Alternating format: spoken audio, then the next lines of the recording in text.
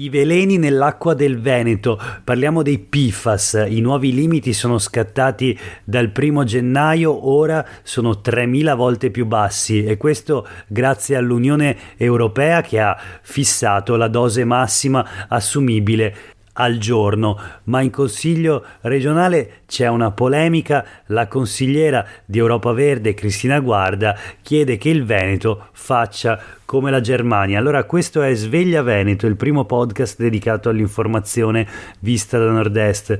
Io sono Jack Calcetto, oggi è mercoledì 25 gennaio 2023. La prima notizia del giorno riguarda i PFAS, le sostanze perfluoroalchiliche che hanno inquinato le acque venete a partire probabilmente dagli anni '80, quando hanno cominciato ad accumularsi. Ma vediamo la notizia di oggi sui quotidiani del gruppo GEDI. Che differenza passa tra il Veneto e il Baden-Württemberg nella lotta ai PFAS? Se lo chiede Albino Salmaso sulle pagine appunto dei quotidiani del gruppo GEDI, e la risposta è che il Länder tedesco ha già avviato il controllo con la bonifica dei prodotti agricoli nell'area di Rastatt-Mannheim, mentre il Veneto ha innestato la retromarcia sulla sicurezza alimentare dopo aver guidato con coraggio la battaglia contro la miteni, così scrive Salmaso. A combattere per risanare il più grande inquinamento industriale d'Europa è rimasta Cristina Guarda, consigliera regionale dei Verdi, che ha convocato ieri a Venezia Michela Zambon, Cristina Colle, l'avvocato Cerruti, che tutela le mamme no FAS nel processo contro l'azienda di Trissino. La Guarda, stanca di aspettare 18 mesi per la risposta alla sua interrogazione alla giunta Zaia, accusa la stessa giunta di ignorare la sentenza del TAR sulla trasparenza e la diffusione delle analisi sugli alimenti, una storia che risale al 2017, che è tornata prepotentemente d'attualità dopo le nuove direttive dell'ESA, l'ente europeo per la sicurezza alimentare. Cos'è successo? Abbiamo detto in apertura della puntata, un'autentica rivoluzione salutista, figlia delle battaglie dei comitati di Trissino e Lonigo, secondo Salmaso, portata fino a Bruxelles, visto che l'emergenza FAS riguarda anche Belgio, Francia, Olanda e Germania. Qual è questa rivoluzione? Il fatto che dal 1 gennaio l'Europa ha introdotto dei nuovi limiti severissimi, riducendo da 1650 a 0,63 nanogrammi su chilo di peso corporeo la dose massima assumibile al giorno di PFOA e PFOS. Cosa significa questo? La risposta ce la dà la stessa Cristina Guarda in una sua nota, che i 300.000 abitanti dell'area rossa da Trissino a Montagnana e i 200.000 dell'area arancio che si estende fino a Vicenza sono a rischio perché nel loro sangue hanno già valori elevati di PFAS accumulati fin dagli anni '80 e quindi non dovrebbero assumere altre sostanze perfluoroalchiliche né con l'acqua né con il cibo e nemmeno respirare l'aria, dice Cristina Guarda. Chiede la messa al bando di pentole con pellicola antiaderente e di alcuni cosmetici. La nuova direttiva dell'ESA viene di fatto ignorata, sostiene la consigliera regionale di Europa Verde. La giunta Zaia considera sicuro il 90% dei 1200 alimenti testati nella zona rossa e giustifica la mancanza di ben 340 rapporti di prova e altre incongruenze giocando sull'anno di campionamento del 2017. Resta il fatto che l'inquinamento da sostanze chimiche esterne in Veneto è lampante e non spiegare le conseguenze a imprese e cittadini è una responsabilità gravissima, secondo Guarda, che poi propone un sostegno agli agricoltori che da gennaio 2023 dovranno rispettare il nuovo regolamento europeo che vieta la commercializzazione dei prodotti alimentari con le concentrazioni oltre soglia dei 4 tipi di FAS. Quindi devono essere aiutati, secondo Guarda, con una rete istituzionale che apra le porte dei pochissimi laboratori attrezzati per questo tipo di analisi in Veneto. Ci vuole un supporto economico anche, visto che nelle zone inquinate da FAS dal basso Veronese a Rovigo gli agricoltori sono vittime dell'inquinamento, secondo Guarda. Vanno poi eliminati i concimi fitosanitari che contengono i FAS e va cambiato il metodo di irrigazione. Insomma, in conclusione, vanno importati i modelli in uso nel Baden-Württemberg, nello stato del Maine o nel Victoria in Australia. Noi vogliamo che il Veneto torni presto ad essere un modello in Italia nella lotta all'inquinamento. Parola di Europa Verde e di Cristina Guarda. Noi voltiamo pagina e proseguiamo la rassegna stampa di oggi con un breve aggiornamento per quanto riguarda il terremoto giudiziario.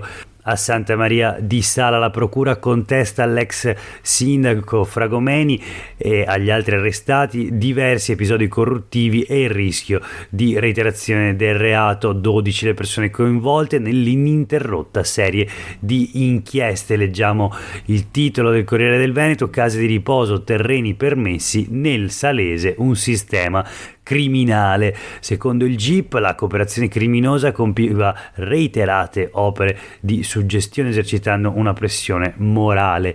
C'è l'elenco degli indagati, ma c'è anche la storia dell'architetto veneziano che, rifiutandosi di pagare la tangente, ha denunciato e ha perso €1 milione che gli era stato offerto.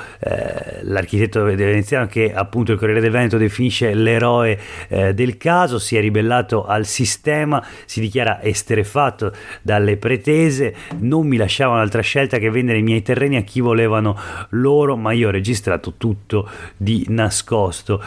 Il Delta Nero, il Black Delta, il nome dato all'inchiesta, fa riferimento alla percentuale del 10%, il delta appunto che veniva sul valore dell'affare, che veniva, secondo l'accusa, chiesto alle loro vittime come tangente per sveltire le procedure. Lo chiedevano appunto gli ex sindaci indagati e ieri tra l'altro arrestati.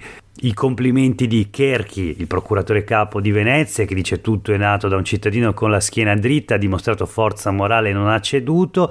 L'ex sindaco di Santa Maria di Sala, ieri appunto raggiunto da una misura cautelare, ora gli arresti domiciliari, dice: mai preso un euro, si difende e si autosospende anche dal Consiglio Comunale di Santa Maria di Sala. Nega ogni accusa anche l'altro ex sindaco di Santa Maria di Sala, Ugo Zamengo. Questo lo leggiamo sul Corriere del Veneto. Invece sulle pagine del Gazzettino è ricostruita, sempre nell'ambito dell'operazione Black Delta, la storia delle richieste alla regione per avere la casa di riposo. Sì, perché il progetto al centro dell'inchiesta è proprio quello di una casa di riposo che doveva essere realizzata a Santa Maria di Sala, sulla quale ci sarebbe stata appunto tutta la situazione finita al centro del terremoto giudiziario.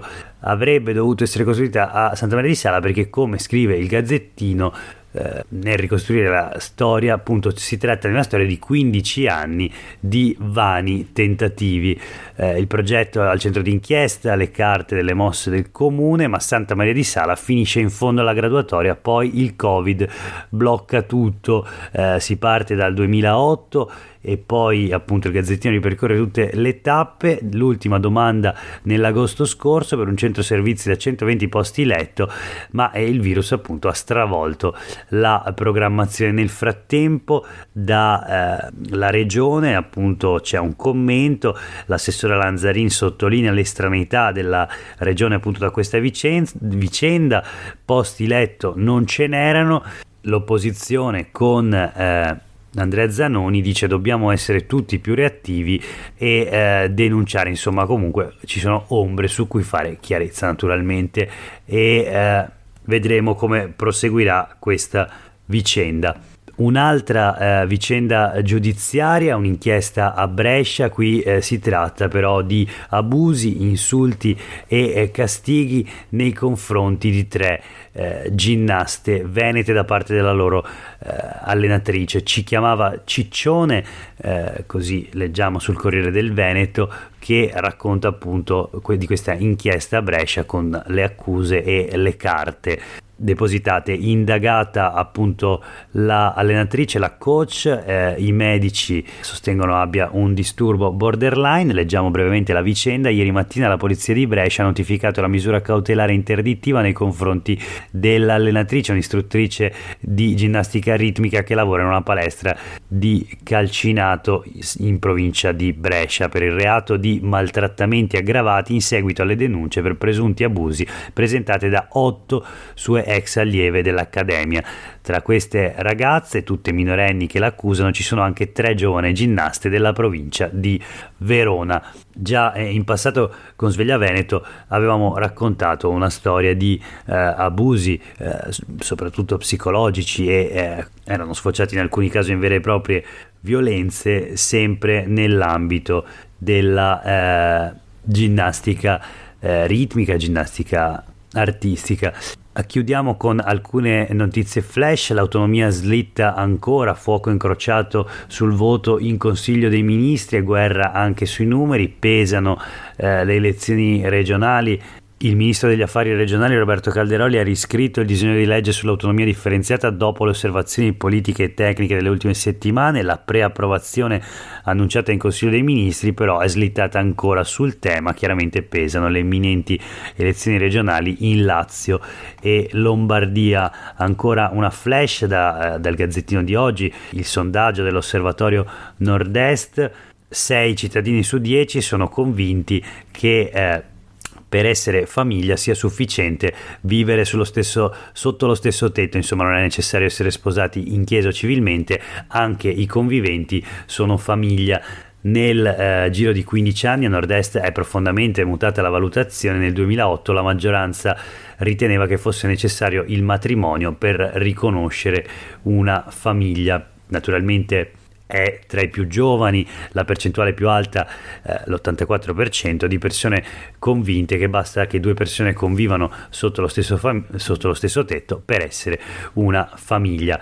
L'ultima notizia di oggi, quella di un furto all'azienda Masi, rubate 9.000 bottiglie di Amarone per un valore di 315.000 euro. La notizia sui quotidiani del gruppo Gedi. Dal magazzino di Oppeano sono sparite 15.000 casse per un totale di circa 9.000 bottiglie, siamo in provincia di Verona, bottiglie di Amarone Costasera Masi. Per oggi è davvero tutto, grazie per aver ascoltato questa puntata di Sveglia Veneto. A tutte e tutti voi una buona giornata.